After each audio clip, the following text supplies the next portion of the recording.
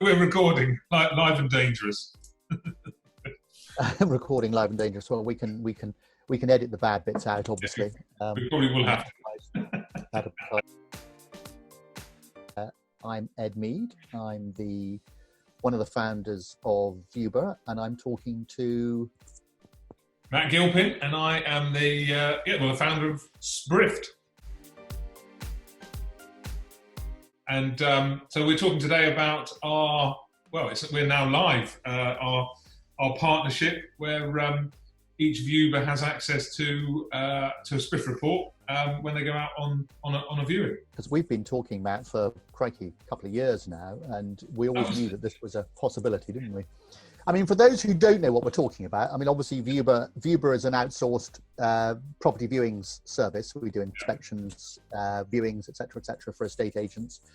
For some estate agents and property managers, we do all of them, but for others, we just do them occasionally. But the real benefit, and as you say, it's literally just gone live. I think it went live yesterday. Our viewers have all been told today exactly what they can do. But the point is, so Viewber does outsourced viewings and inspections, and Sprift provides information on specific properties, local data, recent sales prices, drills down really into data. Pretty much anything that can be pulled in from anywhere is now condensed into report. And what I've always liked about Sprift, and the reason I've been talking to you guys, is because there are lots of people out there who do very good assimilation and aggregation of data about local house prices, et cetera. But what I haven't found anybody who does to date is specific. I mean, I think your logo is know any property instantly. Exactly. And that's exactly what it's about. It's about specific properties. So for those of you, as I say, who don't know what's going on, from now on, well, from yesterday, viewers, people going out to do these inspections and particularly viewings, get access to a Sprift report. So before they go, they can check up on this local data, et cetera, et cetera. So they're going to be very well informed. So I'm not saying they'll be better informed than the negotiators coming from the offices. Indeed. Okay for that. Sprift is 4 years old this week. And 4 years ago, it was, for anybody that's involved in the property industry on a daily basis, their efforts are hampered by missing information, misleading information, inaccessible information, the time it takes to get hold of the information, the facts, the data they need to be going about their daily business. And whilst there's lots of other property data companies out there, a lot of that is around more the market trends and percentage increases and stuff like that. Nobody was aggregating the data at specific property level down the individual property. So by pulling that together, and I say we're 4 years in, and we've come a long way in that time, but there's still so much to do because it's such a mess. And I often say, I think fintech is so far ahead of prop tech because their data is just so much easier to handle and so much more accessible. For us, it's great for this to be live now, because every time a property is looked at in Sprift or a Sprift report is generated, be it for an agent who then goes and shares it with a buyer or a seller, or a viewer is taken out on a viewing, it's an opportunity for that data to be cleansed or updated, which ultimately for the benefit of all, and which is maybe a sort of it's if you like, it's the underlying why of Sprift, what our mission is. So it's great. There's just a lot more, and we're generating now about 100,000 Sprift reports are being generated a month, or 100,000 properties are being looked at on Sprift each month, and that's increasing. So to have the viewers throw that in as well, that's going to just accelerate the amount that we can clean up. So what would you say, Matt, to the people to estate agents who say, well, we don't want to put too much data on our property particulars? And you will have seen, if you go and look at properties these days, an awful lot of them will simply just say that they have to have the EPC on by law, but otherwise they just give a price and it just says leasehold. And the reason for that clearly is that people want potential buyers to pick up the phone and start talking to them. They can then qualify them, try and refer services, et cetera, et cetera. What do you say to people who say, well, we don't want to do that? We don't really hear that anymore. It was, probably 4 years ago, yeah, that's when we probably last heard that. Nowadays, or the journey that we have seen is when we first gave agents the ability to present this information to ultimately to the homeowner to help win the instruction, and that was the first piece that really sort of gelled with us, and we got great traction with agents, and that was two and a half plus years ago.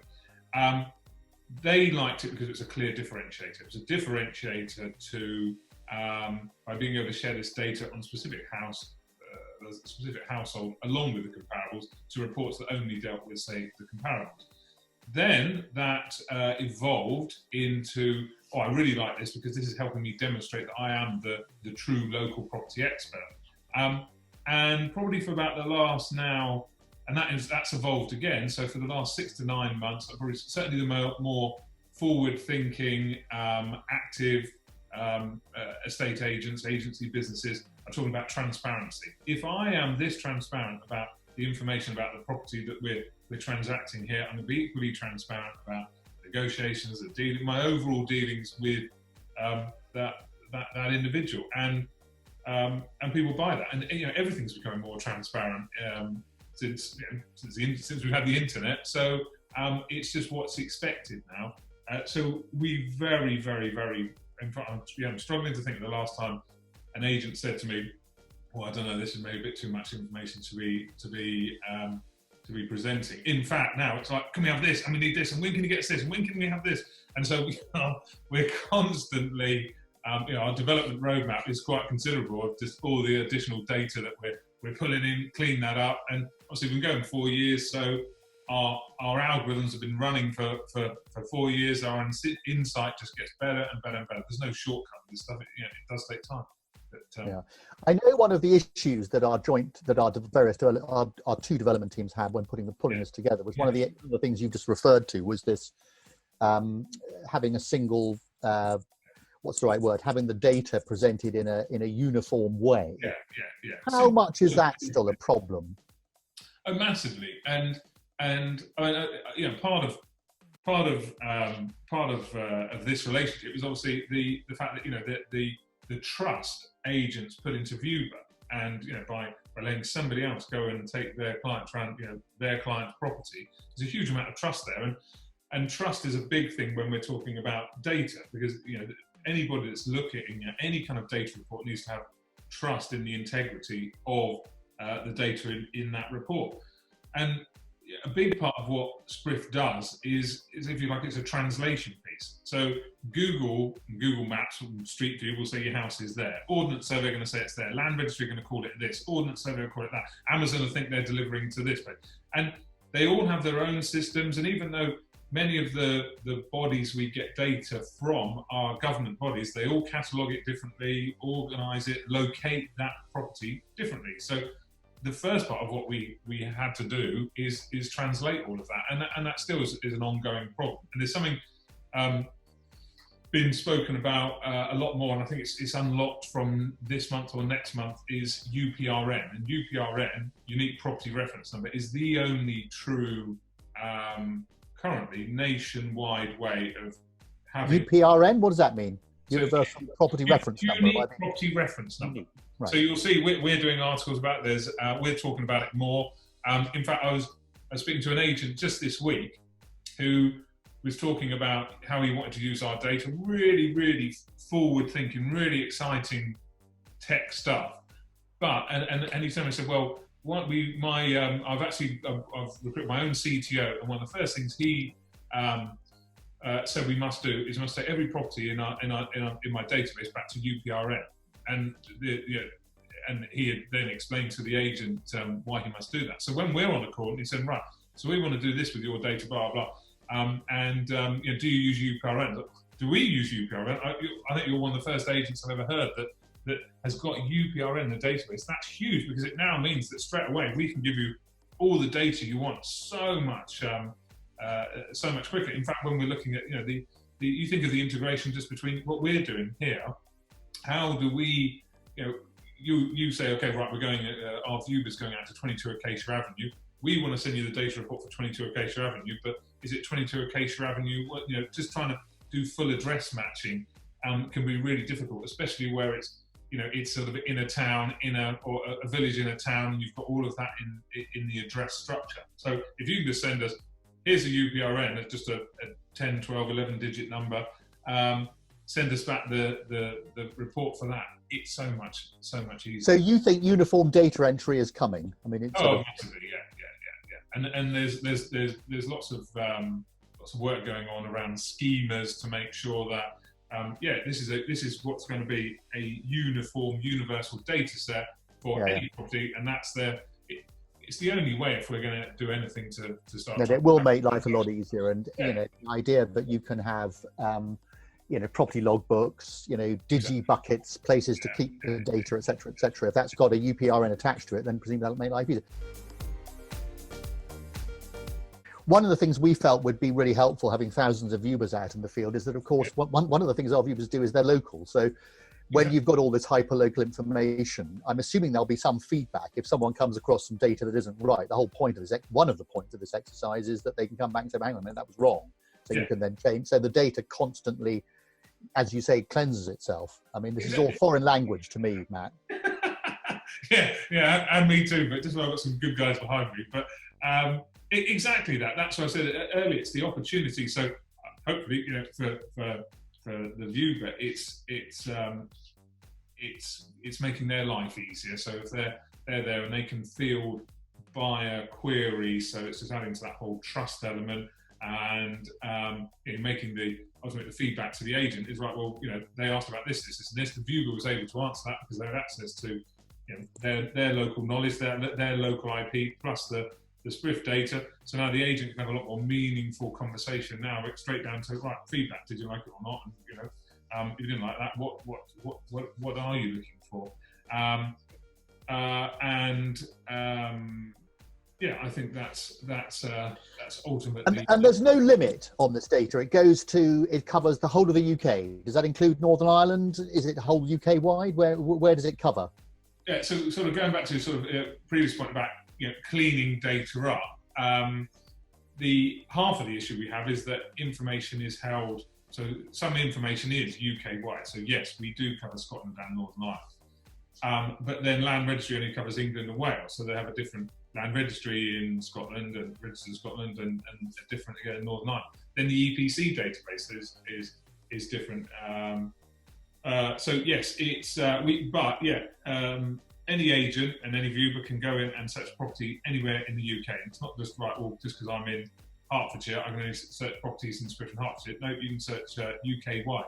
And one of the things that's happening with that now is agents are doing a lot more like buyer representation. So they might have somebody who's selling in Cambridge but buying in Cornwall, so they can go into Sprift and do the report for the property they're buying in Cornwall, and really offer. Yes, it's a value add, but actually, the kind of the sneaky part of that is they can see, oh right, there are any problems with the property they're buying that I can be aware of. You know. No, listen, Matt. I think that's a massive issue. I was doing an interview or a chat with Richard Rawlings, who you'll know is one of the top industry trainers, and his latest video is all about how agents can not turn themselves into, but can add an income stream by using the buyer representation. So again, this is a classic example of how they can incorporate what's out there at the moment into that service. Yeah, exactly. And I think it's and it plays to what you guys are doing, being able to offer that nationwide service. But yes, we're seeing a lot of uptake in buyer representation and agents doing reports, if you like, off patch. Okay, for those who don't know, I mean, I think both of us have got brand names which hopefully the industry is beginning to recognise. Tell me, you talk about data on an individual property. Tell us what data, what sort of thing will be in a Sprift report? Oh, blimey, there's a long list. So anything that, it's a long time since Sprift, and what goes into Sprift and the Sprift report is my idea. This has been massively co-created with the industry, and so it's the information that agents need to hand at click of a button. So it's stuff like what type of property is it? How many beds is it? Where is it located? Can I see the title plan so I understand the boundaries. Is there an EPC? Any photos, floor plans, floor area, plot size, sale history, and not just the last sale, transaction history. And when was it listed before? Was it reduced? How long did it take to sell? Percentage of asking price. We put all the comparables in, including we now got all the archive stock in there as well. So it's, if you like, it's all the stuff that that you would have in a normal, say, comparable report, plus all the property-specific information. And then the version that the Sprift report that the viewers have access to is our key facts for buyers, which is again, it's all the information that has been fed back to us that buyers need. So in addition, it has the transport links, it has the school links, it has we've got local amenity data in there. So so they can get a flavour of that. Right, that's the property, and there's all this hyper local information I need as well. So I just know any property instantly. That's kind of what we do. Well, I'd like to think that anybody who is looking at this, if you are a small agent, we know that 75% of the agents out there are small one-man, not one-man band, but one office, maybe one or two offices, or whether you're a larger outfit that wants to talk about this wider service, both of them, please do get in touch with either Matt or me and talk about it. Yeah. But in the meantime, I just think this collaboration's great. It's you've got two completely national services. Viewber has one service level agreement which covers the whole of the UK. You're providing something that covers the whole of the UK, and it seems to me to be the perfect combination. And like all these things, it's taken time to arrive where we are now, but I'm really chuffed. So as far as we're very excited this end because it's not only that national service part is very relevant, and also it's helping us clean the data for all, and ultimately both of us to offer a better service.